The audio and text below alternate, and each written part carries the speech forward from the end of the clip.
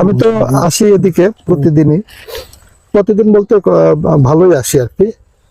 আমি আপনার জন্য জামা কিনে নিয়ে আসবো না, ঠিক আছে? আপনি এই যে আমার খুব কষ্ট লাগলো, এই যে এখানে ছিলাম, পিছনে ছিলাম, 80 বছর বয়স হয়ে গেছেন।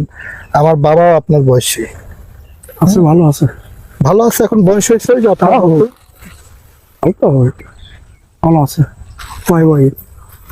5 ভাই। আমরা তো 5 ভাই ছিলাম আমরা। দুপুরে খাওয়া হয়েছে? আজকে কি খাবার নিয়ে আসলেন? দুপুরে ওই গুড় ছিল, আর ওই এদিকে তাকায় বল।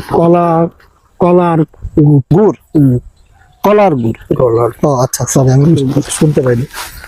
আমি আপনার একটা যে কথাটা জানতে চাচ্ছি, সেই কথাটা হচ্ছে এই যে জীবনের তো অনেকগুলো বছর পার করলেন, 80টা দুর্গাপূজা আপনি পার করছেন আপনার জীবনের, 80টা উৎসব গেছে।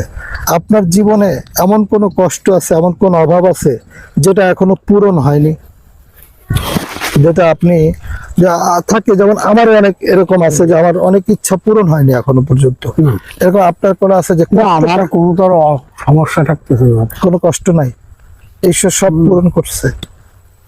আমার নেই কোনো কিছু, ভালো লাগে না। এখন এই সাধু সঙ্গ থাকলাম, ওই কীর্তন, নামযজ্ঞ এখানে আছে, তার মধ্যে পড়ে থাকি, চলে যান। এই নাম শুনে গেলে শুনে চলে যাই। তখন এগুলো দেখে কে?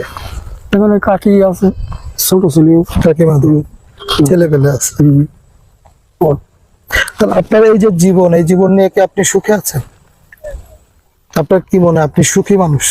না, সে তো ভালো ভালো, আর এছাড়া কি আর? ভালো আছেন, সুখে আছেন?